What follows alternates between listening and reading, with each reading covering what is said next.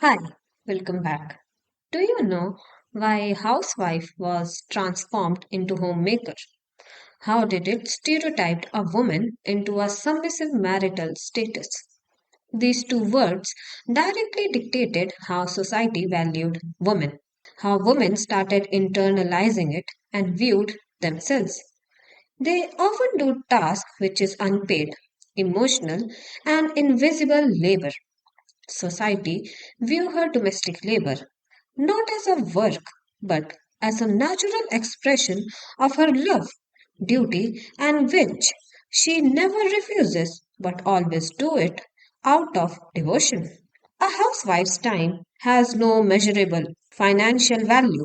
The worth is tightly bound to her ability to maintain a spotless kitchen and look pristine and gorgeous for her husband.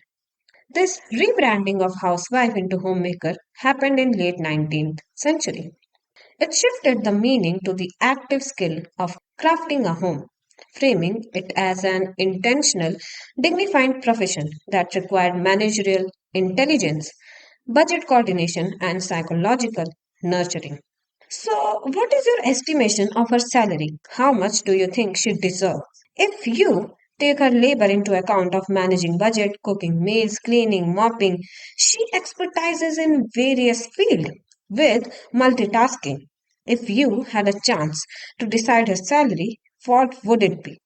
Like the minimum basic pay? Tell me in the comment section. So, Supreme Court of India recently revealed that homemakers are nation builders whose unpaid domestic work must be monetized at minimum of rupees 30k per month. So, before making any wrong assumption, let me tell you the context behind it. See, this is not a monthly salary that husbands or the government must pay to a homemaker. Instead, this is a legal benchmark established specifically to calculate financial compensation for a fatal road accident claimed under Motor Vehicle Act. Since homemakers do not draw a traditional monthly salary, courts used an assumed income to calculate her financial dependency. They set rupees 30k per month as a standard baseline for loss of domestic care. It is equated as homemakers' value to minimum daily wages. However, this base amount of rupees 30k is mandated to increase cumulatively by 10% every 3 years to account for inflation. Well, there are some startups which are rapidly shifting India's $40 billion high frequency home services market from fragmented informal sector into a structured gig economy. Companies like Pronto, Urban Company, Snapit, and Book My Buy are transforming these traditional domestic labor to an instant help at your doorstep in 15 minutes. All these apps help digitally to connect households with long term, semi formalized full time maids, nannies, and elder care workers under standardized contacts. These businesses are formalizing sector and changing whole work landscape, such as standardization of wages and task pricing. Platforms use precise, time bound micro pricing models. Customer pays transparent rates, which sometimes as low as rupees 99 or roughly $1 per hour for brief cleaning tasks, and workers receive it through digital bank transfer. Workers are designated as professional. Startup provide 2 to 3 days of mandatory vocational training covering protocols, tech usage, and client interaction. Workers operate on brand uniform, turning a stigmatized household chore into a legitimate professional work.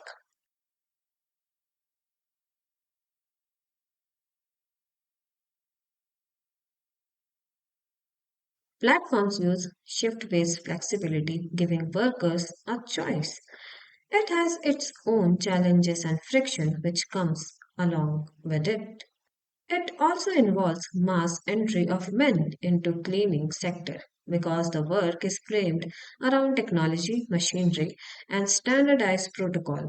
the cultural stigma for men has vanished. Many of them are choosing home cleaning slots as platform makes it a respectable side hustle. Dynamic changing jobs are affecting every post. How it functions, it also applies to this sector.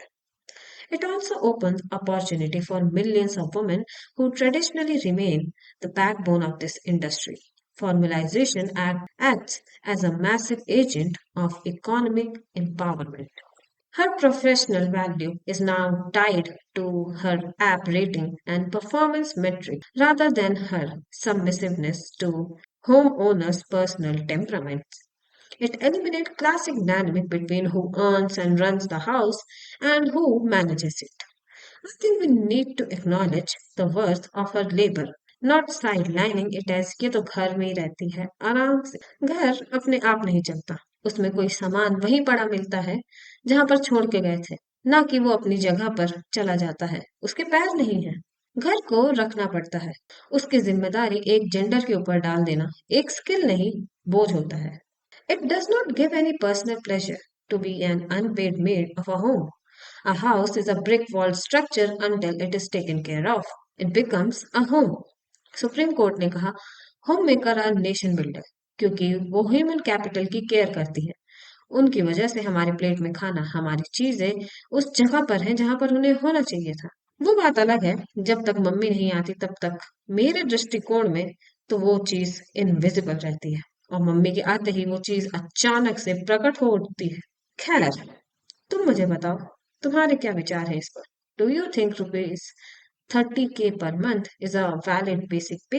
वैसे हमारी society जहाँ पर मैंने तो notice किया है कि जब औरतें बाद में खाना खाती हैं, पहले मर्दों को दिया जाता है और उनके बाद बचे हुए बर्तन और खाने में बस एडजस्ट किया जाता है। उनको कोई खाना प्लेट में परोसने नहीं आता। We have a very stark difference who earns the money और उस पैसे से उस घर को कौन और कैसे संभाल रहा है। What are your thoughts on this? Until then, bye bye. I'll meet you in next one.